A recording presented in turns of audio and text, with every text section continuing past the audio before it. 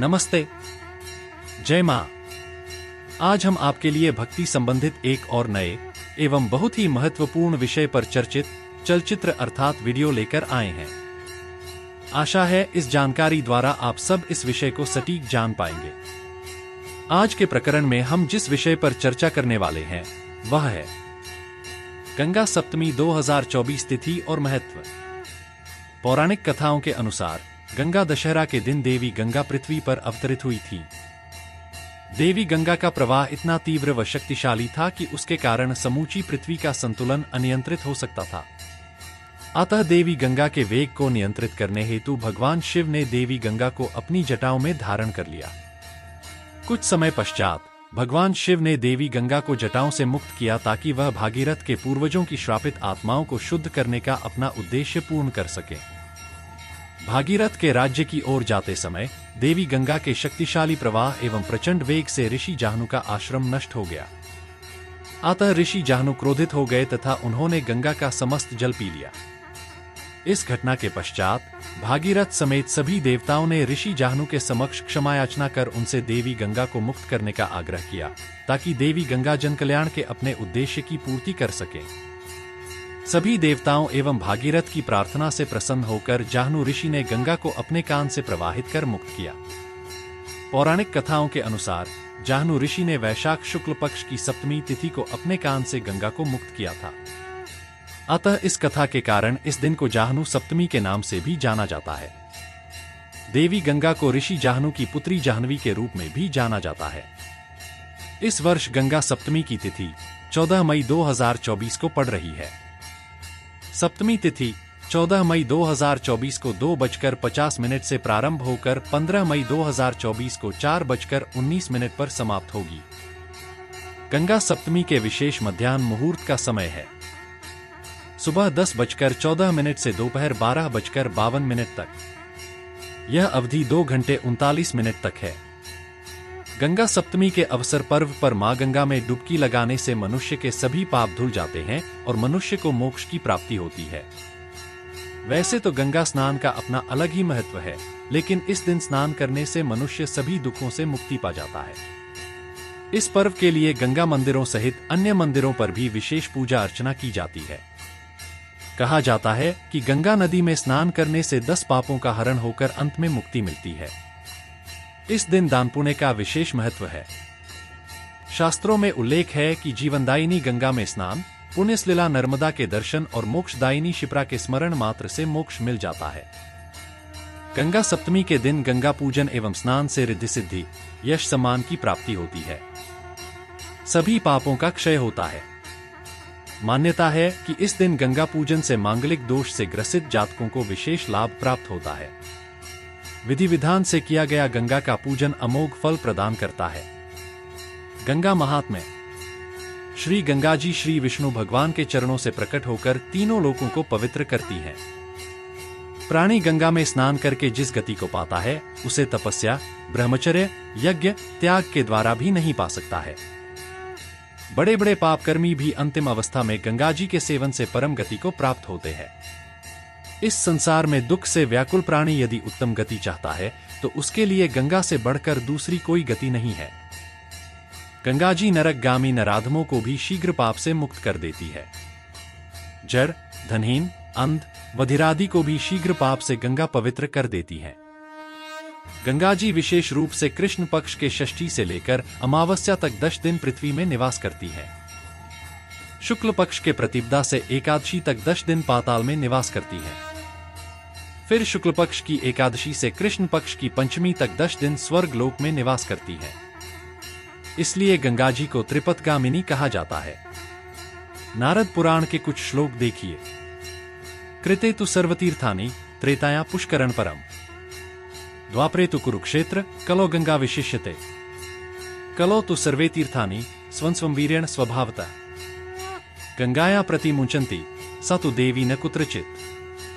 अर्थ, सत्ययुग में सब तीर्थ उत्तम हैं, त्रेता में पुष्कर, द्वापर में कुरुक्षेत्र और कलयुग में गंगा जी से बढ़कर अन्य तीर्थ नहीं है।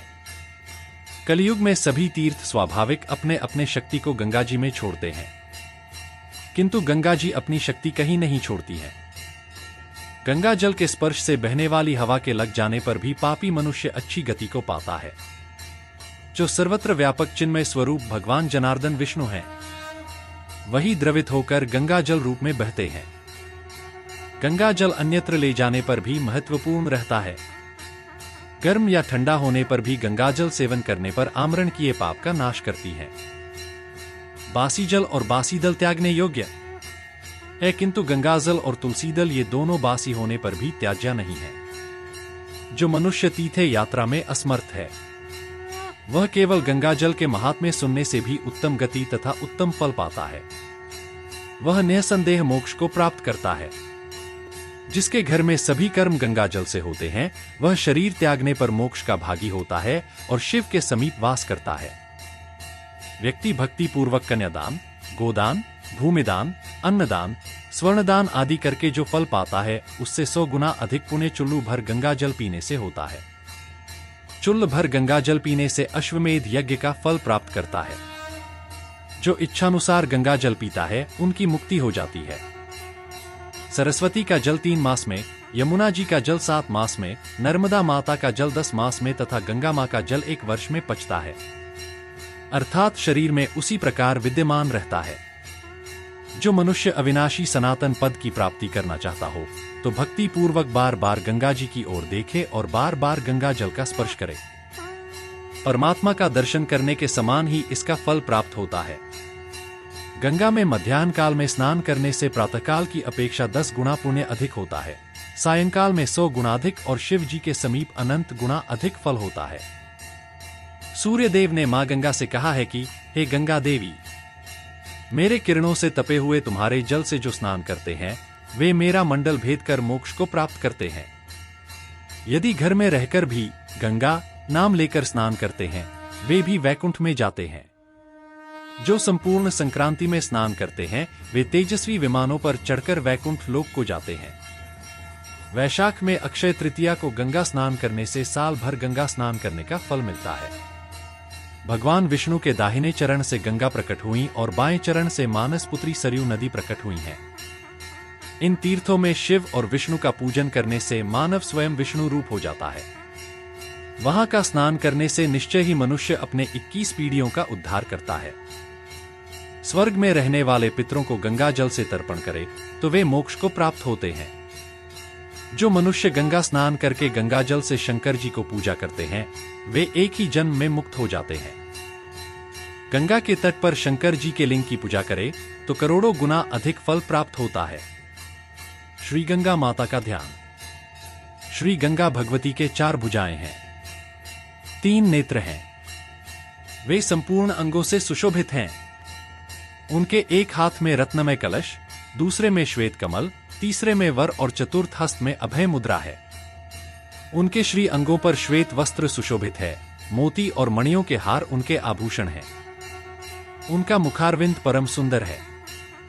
वे सदा प्रसन्न मुख और प्रसन्न वदना है।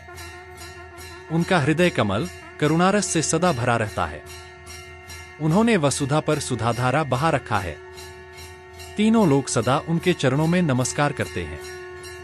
इस प्रकार जलमयी गंगा मां का ध्यान या स्मरण करके भक्तिपूर्ण हो उनकी पूजा करने वाला मनुष्य निश्चित ही महापुण्य का भागी होता है, इसमें संदेह नहीं करना चाहिए।